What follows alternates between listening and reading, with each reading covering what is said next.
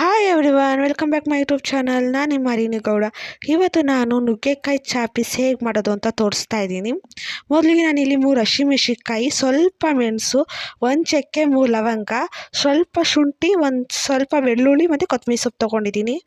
ಒಂದು mixie jar ತೊಗೊಂಡು ಅಷ್ಟೂ ಹಾಕ್ಕೋಬೇಕು.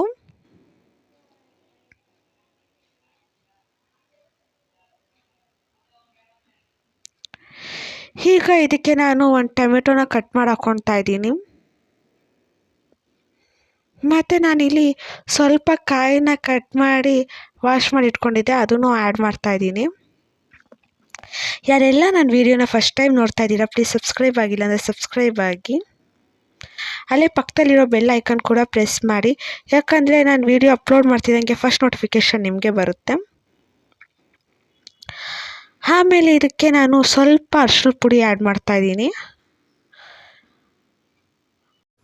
ಇದಕ್ಕೆ ಈಗ ನಾನು ಸ್ವಲ್ಪ ನೀರು ಹಾಕ್ಕೊಂಡು ಗ್ರೈಂಡ್ ಮಾಡ್ಕೊಳ್ತೀನಿ ನೈಸಾಗಿ.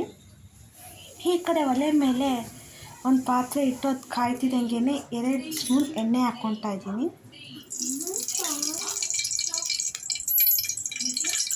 ಆಮೇಲೆ ನಾನು ಅಲ್ಲಿ ರುಬ್ಬಿಟ್ಕೊಟ್ಟಿದ್ದಂತಹ ಖಾರನೂ ಹಾಕ್ಕೊಳ್ತಾ ಇದ್ದೀನಿ.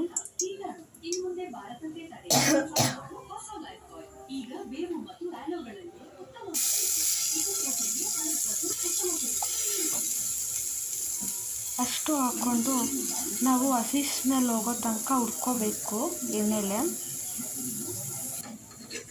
ಒಂದು 5 ನಿಮಿಷ ಹುರ್ಕೊಂಡ್ರೆ ಸಾಕು, ನೀರು ಆ್ಯಡ್ ಮಾಡೋದು ಬೇಡ, ಹಾಗೆ ಆಯಿಲಲ್ಲಿ ಹುರ್ಕೋಬೇಕು. ಇಟ್ಟರೆ ತಲ ಇರುತ್ತೆ, ಸೊ ಹಾಗೆ ಕೈ ಹಾಕ್ತಾ ಹುರ್ಕೊಂಡ್ರೆ ಆಯಿತು. 5 ನಿಮಿಷ ಆಗಿದೆ. ನಾನು ಇವಾಗ ಮಿಕ್ಸಿಲೇ ಇತ್ತಲ್ಲ ಸ್ವಲ್ಪ ನೀರು, ಅದರಲ್ಲೇ ಹಾಕ್ಕೊಳ್ತಾ ಇದ್ದೀನಿ ನಾನು ನೀರನ್ನ.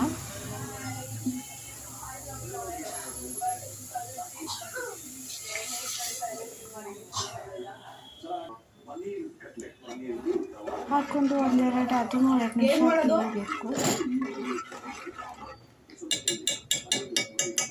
ಈಗ ಇದನ್ನು ಪ್ಲೇಟ್ ಕ್ಲೋಸ್ ಮಾಡಿ ಬಿಟ್ಬಿಡೋಣ.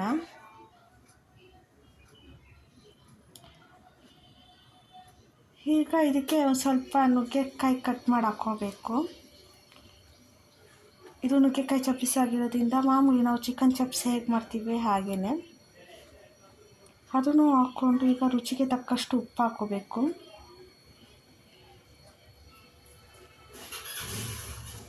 ನೋಡಿ, ಇದನ್ನು ಉಪ್ಪು ಹಾಕ್ಕೊಂಡು ಮತ್ತೆ ಇದನ್ನು ಪ್ಲೇಟ್ ಕ್ಲೋಸ್ ಮಾಡಿ ಬಿಟ್ಬಿಡ್ತೀನಿ.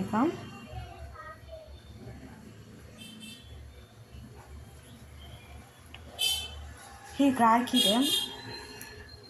ನಮ್ಗೆ ಇನ್ನೂ ಗಟ್ಟಿ ಬೇಕು ಅಂದರೂ ಮಾಡ್ಕೋಬೋದು, ಸ್ವಲ್ಪ ಹೊತ್ತು ಬಿಟ್ಟರೆ ಅದೇ ಆಗುತ್ತೆ. ನಮಗೆ ಸಾಕು. ನೋಡಿ ಎಷ್ಟು ಚೆನ್ನಾಗಿ ಬಂದಿದೆ ಅಲ್ವಾ.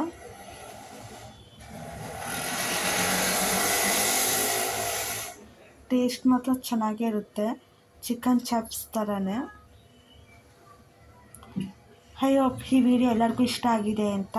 ಪ್ಲೀಸ್ ಈ ವಿಡಿಯೋ ಇಷ್ಟ ಆದಲ್ಲಿ ಲೈಕ್ ಮಾಡಿ, ಶೇರ್ ಮಾಡಿ ಆ್ಯಂಡ್ ಸಬ್ಸ್ಕ್ರೈಬ್.